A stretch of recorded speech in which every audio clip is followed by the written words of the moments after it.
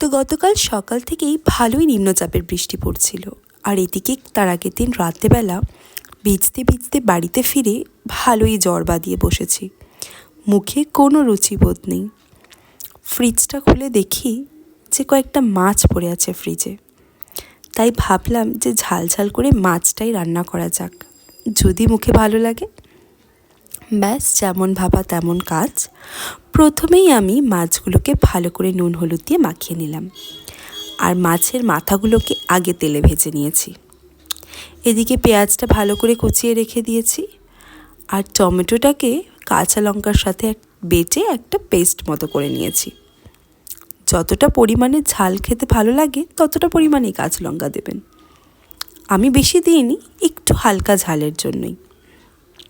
তারপরে বাকি যে সমস্ত মাছ ছিল সেই মাছগুলোকেও একে একে তেলে ভেজে নিয়েছি। আর ওই তেলেই যে পেঁয়াজগুলো কুচিয়ে রেখে দিয়েছিলাম সেই পেঁয়াজগুলোকে একে একে দিয়ে দিলাম। পেঁয়াজটা যখনই হালকা বাদামি বাদামি কালার হয়ে আসলো, তার মধ্যে দিয়ে দিলাম আমার টমেটো আর কাঁচা লঙ্কা বাটাটা। তার সাথে আদা রসুন বাটা আর নুনও দিয়েছিলাম, তবে সেটার বোধহয় ভিডিও করা হয়নি।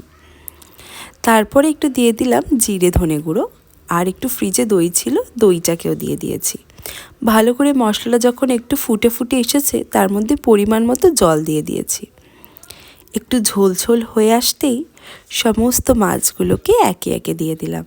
দিয়ে ব্যাস কিছুক্ষণ ফুটিয়ে নিয়ে নামিয়ে দিলাম। হয়ে গেলে একটু ঝাল ঝাল করে মাছ রান্না।